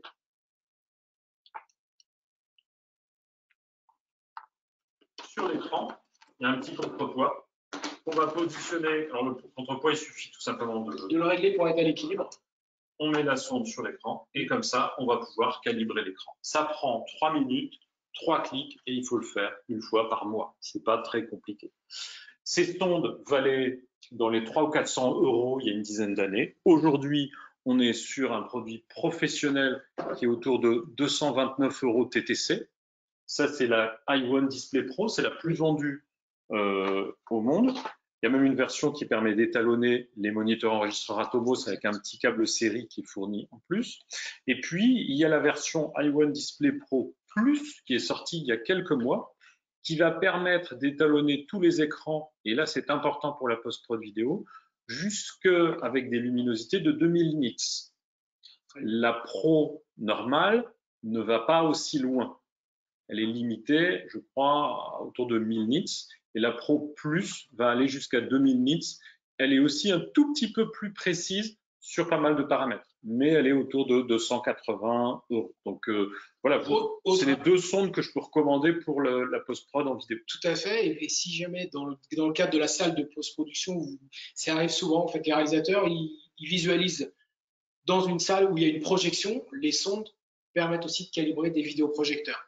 Ah oui, bien sûr. Et donc, on n'est pas limité à calibrer un moniteur. Quand vous l'achetez, elle se retourne et ça vous permet, ah oui, je vais vous montrer, ça vous permet en fait non plus de calibrer la source émise de par votre dalle, mais la source émise de par la lampe. Donc, voilà.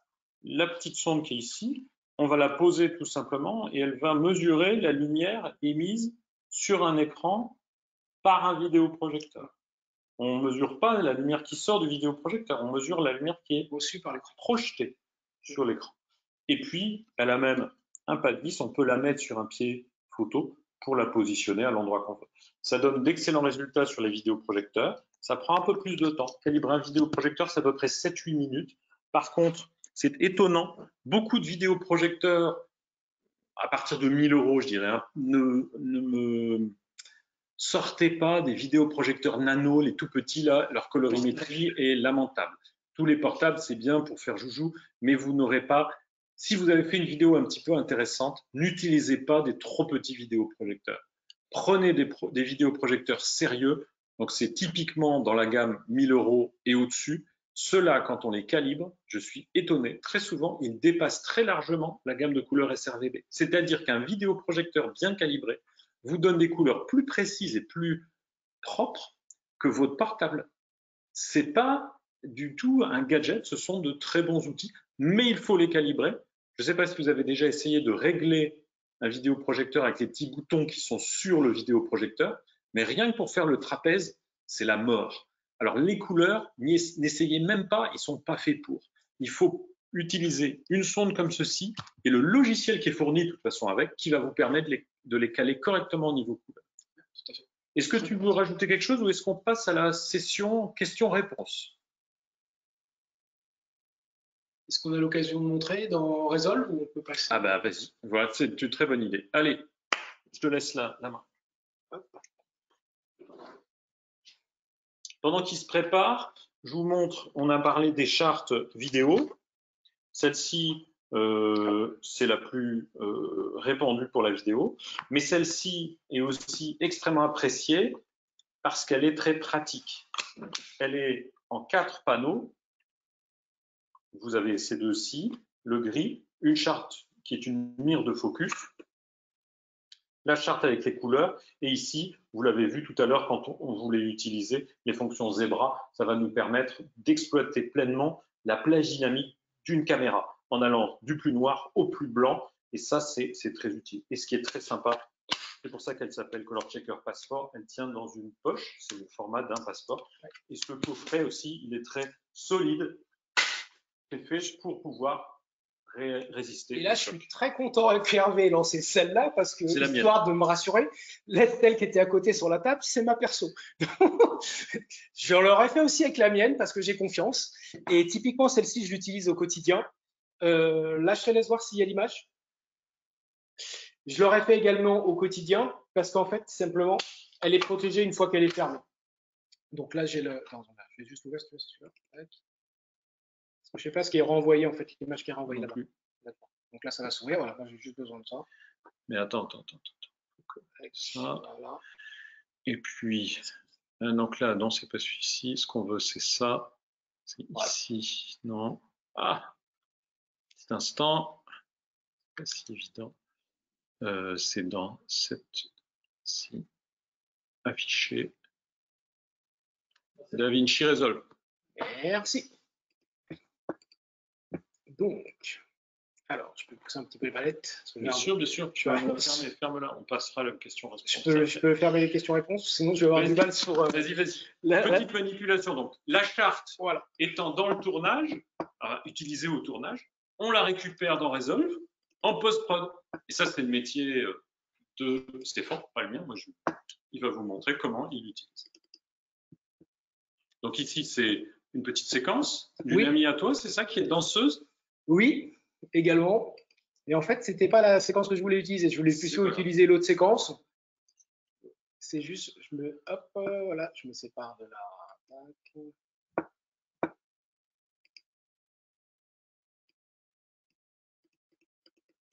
Voilà. Ah, celle-ci. C'est juste avant.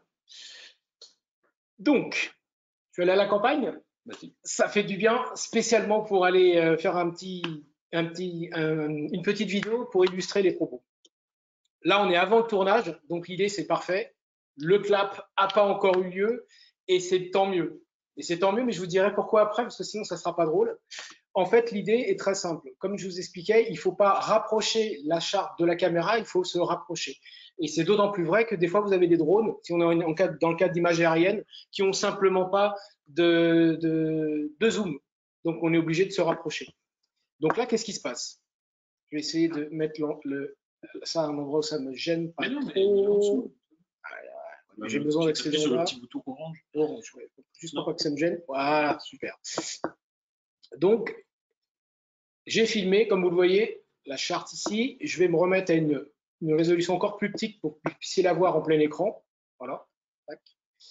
En fait, qu'est-ce qui se passe? Je prends un endroit où l'image est propre. Bon, là, ça a été filmé de façon magistrale, donc l'image est très très propre. Je vous montrerai tout à l'heure quand on va les zoomer, c'est très spectaculaire. Un point important pour toutes les chartes, quand on dit propre, ce qui est primordial, c'est droit déjà, la netteté et surtout, bien sûr, l'exposition, bien sûr. Parce la netteté, on s'en fout. En fait. La netteté, tu peux passer dessus, mais l'exposition, tu ne pourras pas passer dessus. Il faut que la charte soit parfaitement bien exposée et c'est là que vous pourrez l'utiliser. C'est valable pour la vidéo, c'est valable aussi pour la photographie, parce que ces chartes sont utilisées aussi en photo. Voilà. Alors, comment ça se passe? Ici, c'est Resolve. Pour faire simple, je me mets directement ici dans l'onglet de couleurs. C'est celui qui est en bas. Vous voyez, ça s'affiche Color en bas. Voilà. Et ça, c'est le menu que j'ai.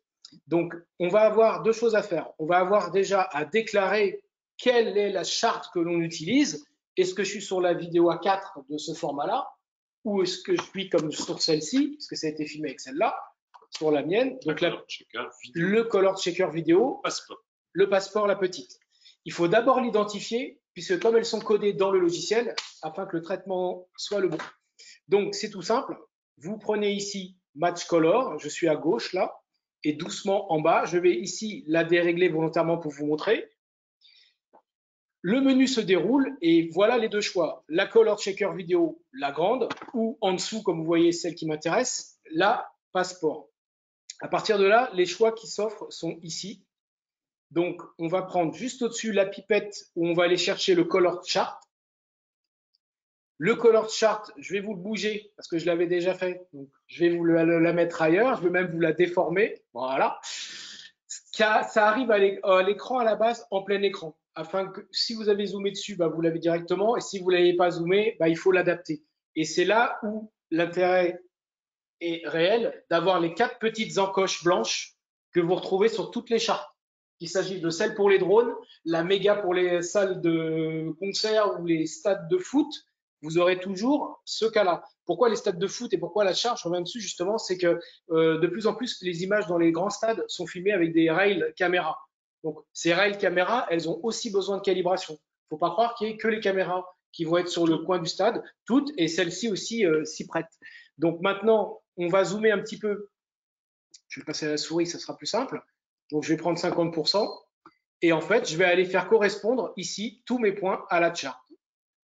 On va commencer par là, à la rapprocher. Voilà. Je vais encore dézoomer un petit peu. Voilà. Et maintenant, je zoome gentiment, pas trop fort. Voilà. Je vais mettre celui-là ici.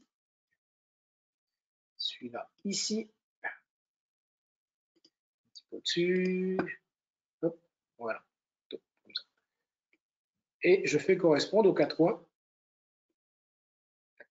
Voilà. Et voilà. Je la décale un petit peu. Afin que ça fasse correspondre avec là. Voilà. Là, je suis pas mal. Hop. Ok, dézoomer un tout petit peu, je dirais 25.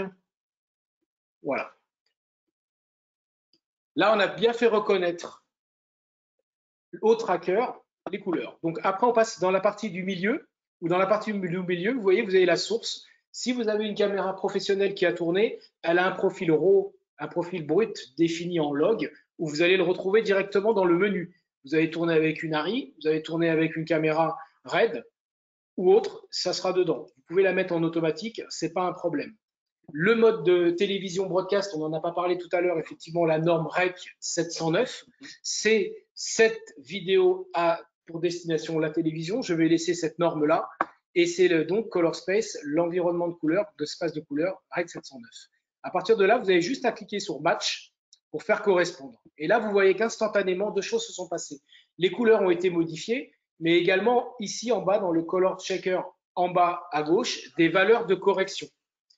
Comme j'en parlais, Hervé, c'était après le confinement. Et après le confinement, il n'y avait pas eu beaucoup d'arrosage. Et on aurait pu croire que l'image avant était l'image étalonnée. Montre-la. On aurait pu croire que l'image avant était étalonnée. Je le jurerais. Ouais. Elle était flatteuse, je l'aimais bien, mais ce n'était pas du tout la réalité. La réalité, c'est autre. Voilà. Ça.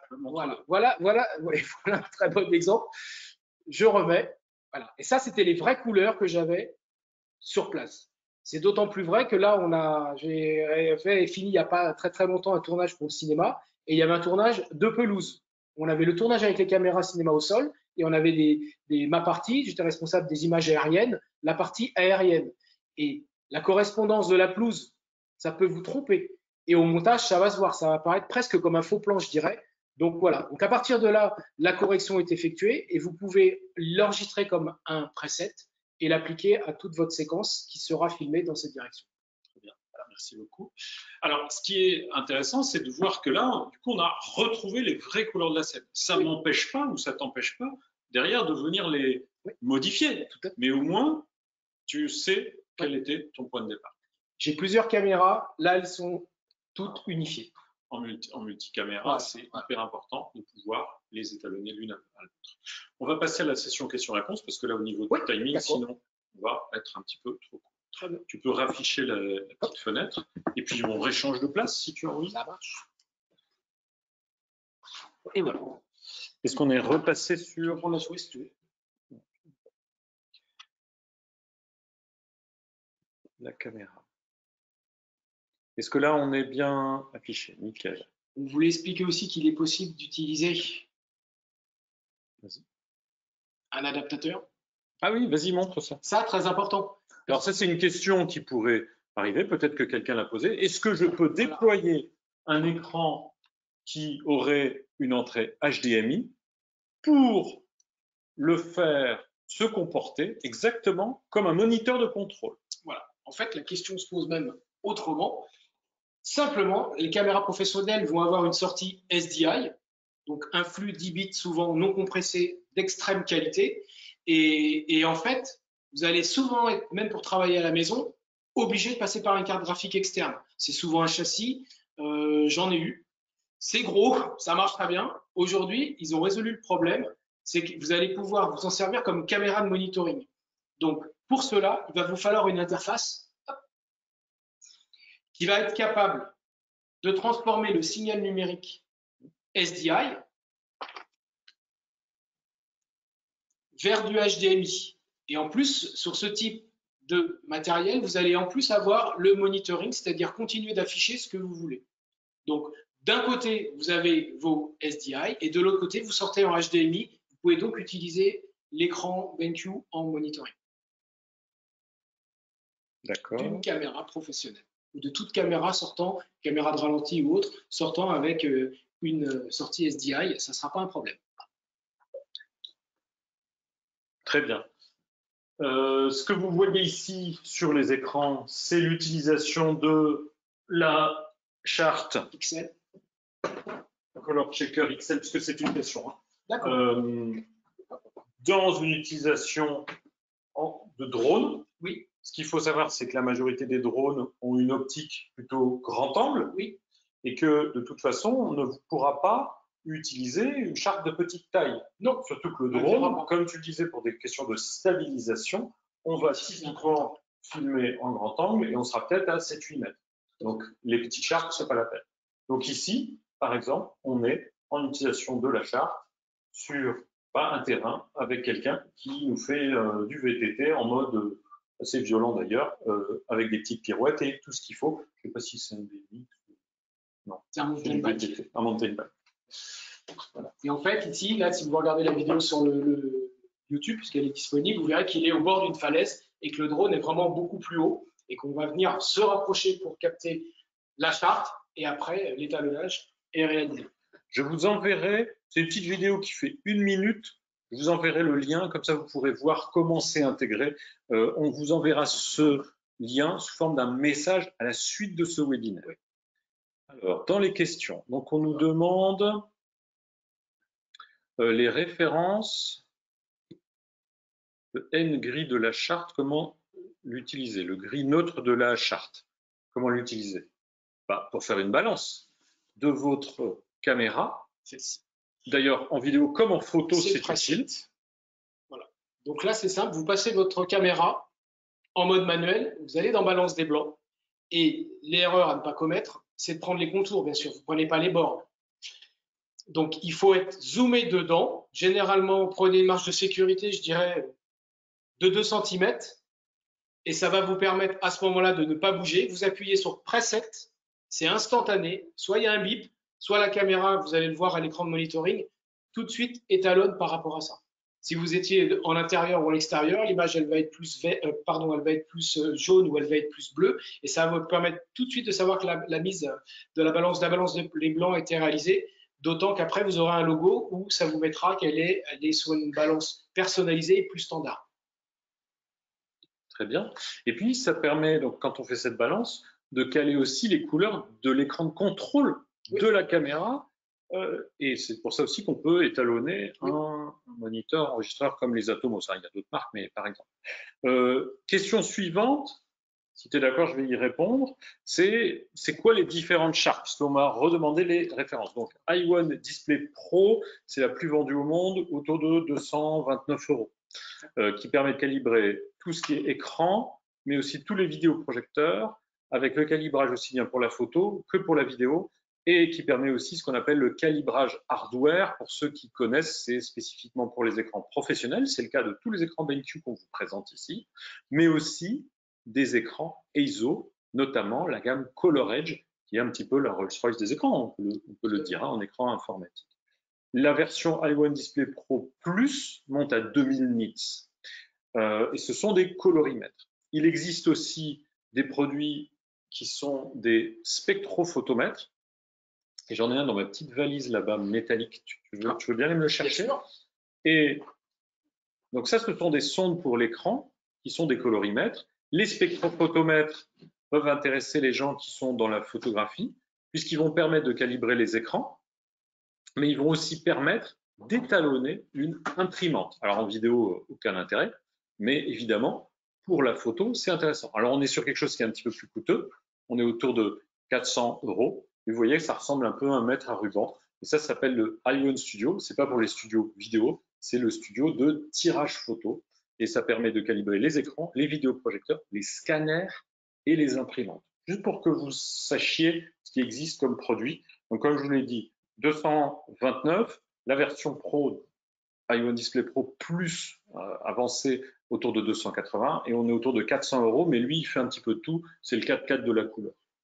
Voilà, ça c'est important puisque souvent les gens me posent cette question. Ensuite, dans les autres questions, peut-on avoir la vidéo de ce webinaire? Eh bien le replay vous sera communiqué sous forme d'un lien d'ici 48 heures. Dans les 48 heures qui suivent ce webinaire, on va vous envoyer d'abord un lien vers le replay, un petit lien vers la vidéo dont on vous a parlé, oui, qui présente l'utilisation de la charte pour un tournage comme ça en live, et puis un lien pour les offres spéciales qui ont été concoctées spécialement par PBS. Et donc, je vous le donne tout de suite, mais on vous le remettra encore par écrit. En avant-première. Voilà. Je ne sais pas si on peut zoomer sur moi. Voilà. Parce qu'avec TBS, ce qu'on s'est dit, c'est OK, même si c'est l'été, il y a peut-être des tournages sympas à faire. Donc avec TBS Vidéo, on a une offre spéciale qui est valable d'aujourd'hui jusqu'au 9 juillet, avec 10% de remise par rapport au prix que je vous ai indiqué sur les produits X-Rite et 3% de remise sur les produits BenQ. 3% peut vous paraître peu, mais il faut savoir que ce sont des écrans qui sont déjà très bien placés en termes de prix, et donc 3% de mieux, c'est pas possible pour nous de faire plus aujourd'hui, qui vous prouve quelque part qu'ils étaient déjà bien placés. Pour autant, voilà, si vous avez envie de craquer, on n'est pas là pour vous forcer bien entendu, mais si vous avez envie de craquer, ben c'est l'occasion, il y a un petit extra là-dessus. Autre question technique, je monte sur Media Composer, peut-on exporter les réglages couleurs de DaVinci vers Avid? Je ne sais pas si, moi je ne sais pas répondre. Hein. Tu connais la réponse toi? Si le profil a été, du montage a été monté d'après un RAW, je dirais que tous les effets colorimétriques peuvent être scriptés, donc peuvent être exportés en tant que preset et être réimportés à ce titre-là au niveau des sessions. Ok. Question suivante, comment utilisez-vous les charts X-Rite dans Final Cut Pro? Donc, il y a un module qui s'appelle Color Finale. Voilà, Color Finale permet, au même titre que là, c'est intégré directement dans Resolve, qui va vous permettre, et via une version gratuite et via une version payante, de retrouver les charts. Je ne sais pas s'il y a la version gratuite qui permet de l'exploiter. Il y a une version. Est-ce qu'il est possible d'utiliser la Color Checker avec Premiere? Oui. Avec quel outil? Lumetri. Dans l'outil Lumetri de Premiere, vous pourrez utiliser. C'est un petit peu manuel, c'est pas aussi intégré qu'avec DaVinci Resolve, mais c'est quand même pas mal. Un mot sur l'intérêt du moniteur enregistreur Atomos pour du tournage puis étalonnage. Les moniteurs enregistreurs Atomos, ce qui est génial, c'est qu'ils vous permettent pendant le tournage de voir, de stimuler finalement les couleurs. Déceler tout problème qui pourrait avoir sur le tournage. Ouais. Mais surtout les calibrer. Il y a un intérêt majeur. Sur un tournage un peu complexe, on va pouvoir aligner vos différents moniteurs enregistreurs entre eux parce qu'ils ne sont pas tous de la même génération, vous les avez peut-être achetés au fil de l'eau, eh bien on va pouvoir s'assurer que leur luminance, donc la quantité de lumière qu'ils émettent, et la couleur d'un moniteur Atomos à un autre, là c'est un Ninja Flame, ça pourrait être un Shogun, sont les mêmes. Et ça, sur un tournage, ça vaut de l'or. Et donc, une sonde comme ça, en fait, c'est un outil un peu comme le diapason, hein, pour revenir sur mon exemple avec les musiciens, qui va me permettre de faire plein de choses en termes d'harmonisation et de normalisation, tout à fait, de mes écrans ou de mes moniteurs enregistreurs. On a donné le nom des applications Apple. Sur Android, je ne sais pas. Il me semble que ProTech existe aussi sur Android. ProTech pour macOS et il y aurait une version pour Android aussi. Voilà, on va clôturer, Chloé, si tu es d'accord. Tout à fait. Merci à tous de nous avoir suivis. C'est la fin du webinaire. N'hésitez pas surtout à profiter des offres promotionnelles sur le site vidéo.com et de nous suivre sur nos réseaux sociaux pour plus d'informations. Merci à tous et à bientôt. Voilà. Merci à tous pour avoir participé à ce premier webinaire chez PBS. On espère qu'on vous a appris quelques petits trucs et puis vous donner envie peut-être d'aller plus loin, de progresser dans le travail sur l'image. Merci. Merci. Au revoir. Bonne soirée. Très bon été.